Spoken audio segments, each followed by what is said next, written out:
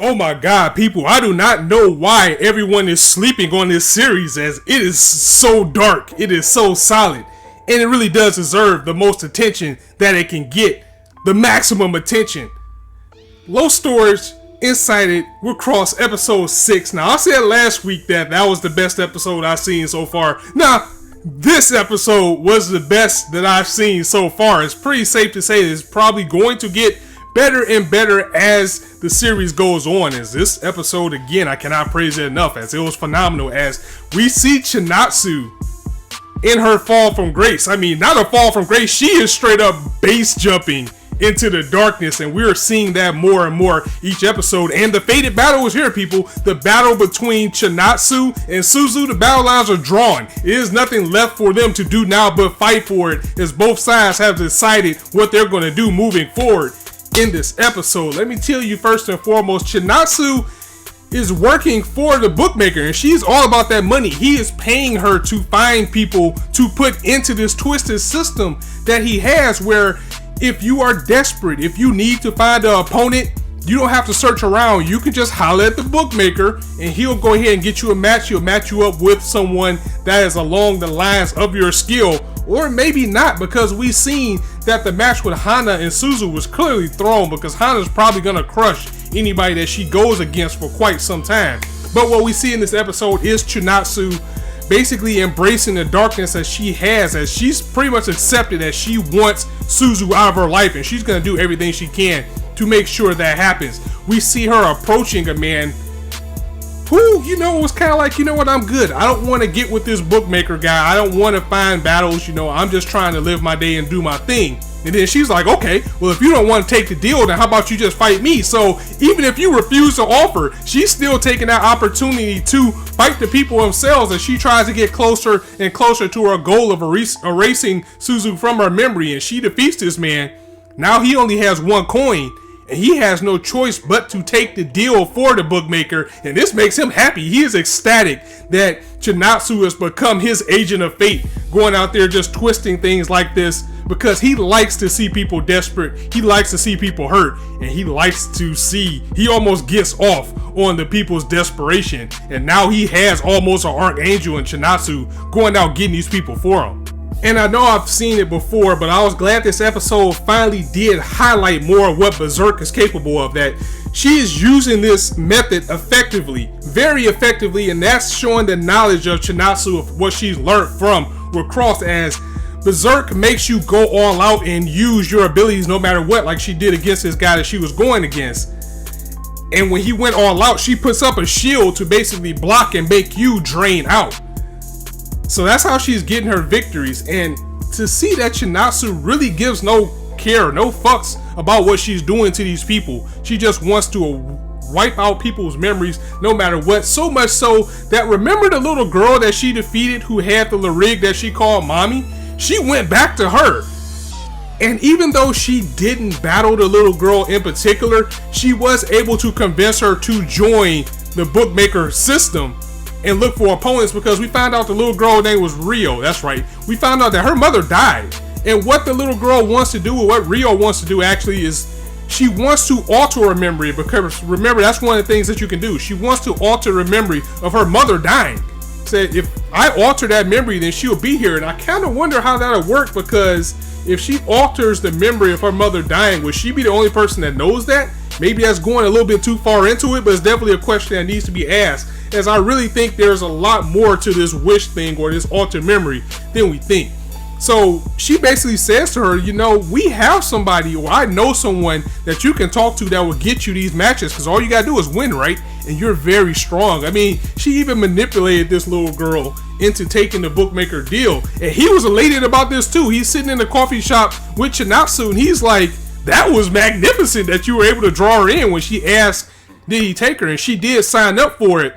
But she was a little bit reserved about it. She was like, would you go as far as to take a little kid and draw her into this game? And this is where we're starting to see the real side of the bookmaker, as he questions Chinatsu at this point. He was like, look, you want money so you can go to college, right?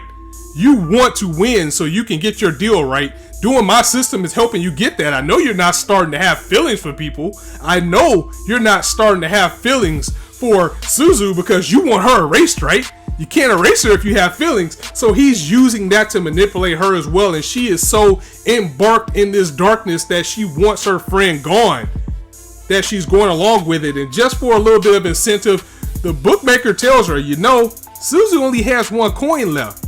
So you might want to play ball. I don't think you want to second guess because I can easily send somebody after her. And that made her a little bit mad. But at the same time, she ends up being Suzu's opponent.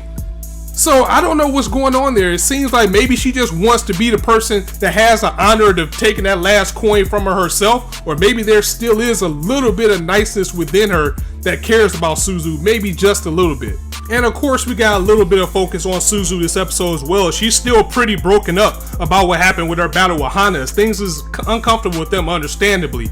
But she's beginning to contemplate, was Hana right? Is Chinatsu right? Is she a leech? Does she depend on everybody else? But just like I said, now Chinatsu has seeked her out specifically to end this battle. As the fated battle between these two begin, Berserk versus Honest. Which one's gonna win? Meru versus Riru. Let's get it in as we get another cross battle between these two friends who are definitely crushed, as Chinatsu has no more feelings. She admits to Suzu that I stopped answering the letters that you were sending me. She confesses finally, like, you know what? I stopped sending you the letters because I didn't have time. I was trying to work. I was trying to finish school, and when everything was taken from her, when her father lost her job and her world started crashing down, and that weight of her being an aspiration to someone, her being, you know, the type of person that everybody depends on. I called this out.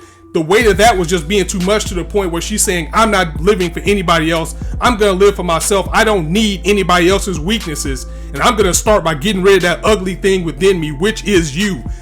And she also knew that Suzu wasn't going to fight her, which was going to make the victory even better for her, as we saw her use Berserk twice in this episode. I have not seen anybody use 2 coin bets in a battle.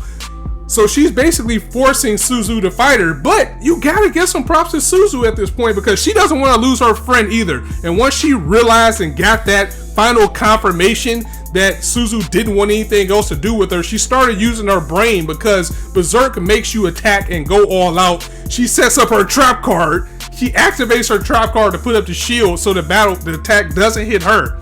But what Suzu did, she was able to control it just enough to make the attack go down under her and knock over the barrier, those little pillars that they fight on. So the attack hit nothing and there was no battle damage done. And when Chinatsu sent out the second attack, it was a little bit of luck, but it was strategy at the same time. But because she destroyed that pillar, when Suzu tried to attack her again, the attack went right over her head, and Chinatsu got a little bit humbled. She was looking like, wait a minute, so maybe she does know what she's doing out here. But you know what? I want you gone. You are dead. I need you out of my life. I hate you. I want you gone. Apparently, though, it seems that if someone comes in and interrupts the battle, like they were in like a construction site, and someone said, hey, what are you doing out here? We were informed that if a third party intervenes, then the battle is pretty much ended and it doesn't count. You don't lose any coins or anything. So that set up a convenient rematch between our two characters, as Chinatsu, before she leaves, she reminds Suzu that I want you gone. I want you out of my life. There is no more doubt that's in her mind now, and we get to see a little bit more of what drives Chinatsu to actually be this way, as she says she envies Suzu for the perfect life she has. And even though we haven't really got that much backstory on Suzu, we know she doesn't have the perfect life. Her father's never home, even though she always makes all these things. And I think her mother died. I don't really remember, but her life isn't as happy as Chinatsu thinks. But Chinatsu's like, you know what? Your life is better than mine. And no matter what happens, you always got that smile on your face that I wanted myself. I wanted that smile. I wanted to always smile and be happy and have everything work for you, just like you have. And we know that's not the case with Suzu, but that's what Chinatsu is feeling inside, and that is what's driving her hatred towards her friend to want to erase her. Again, a very solid episode. Shit is getting dark. We knew this was going to get dark because the last 2 seasons was dark, but now we're seeing how far Chinatsu is going to achieve this goal, to the point where she's basically being used as a goon for the bookmaker, and somebody's going to get seriously hurt. I really do feel bad for Rio at this point, because I just feel that Rio is just going to get wiped out. She's going to lose her memories, because they wouldn't have focused on her and like her mom and things like that if they wasn't going to pull at the heartstrings with that particular event. And there you have it. That was the episode in a nutshell. Again, very solid. This was the best episode to date. And I hope this momentum keep going up and up, because now we're on episode 6, so we're probably halfway through with this series. I'm pretty sure it's only going to be 12, 13 episodes, so we don't have that much further to go. The main plot is out there. The only thing is left still dangling is the bookmaker and his intentions. And I've already said in a previous video, I have a feeling that he is probably a Larig, and he's going around just trying to keep more havoc going as possible. But I really want to know what happened to Piru. We saw her in that one episode. We haven't seen her again. She has to be a central part of the story. At least I hope. I hope they didn't just throw her in the opening and have her show up in that episode, not for her to be a factor. So I'm going to go ahead and end it here, guys. Let me know what you thought of this episode in the comments below. And if you like this video, go ahead and drop it a like. And if you want to hear more, go ahead and hit that subscribe button, as there's not a shortage of content for you guys to indulge on this channel. And as I always say, you guys can be anywhere on YouTube right now, but you chose to listen to me, and I really appreciate that. So thanks for stopping by. Be sure to check me out tomorrow as I review Magical Girl Raisin Project, as well as live react to Dragon Ball Super. Can't wait to see you guys then. So once again, it's your boy Infrar-Ed signing out. See you soon.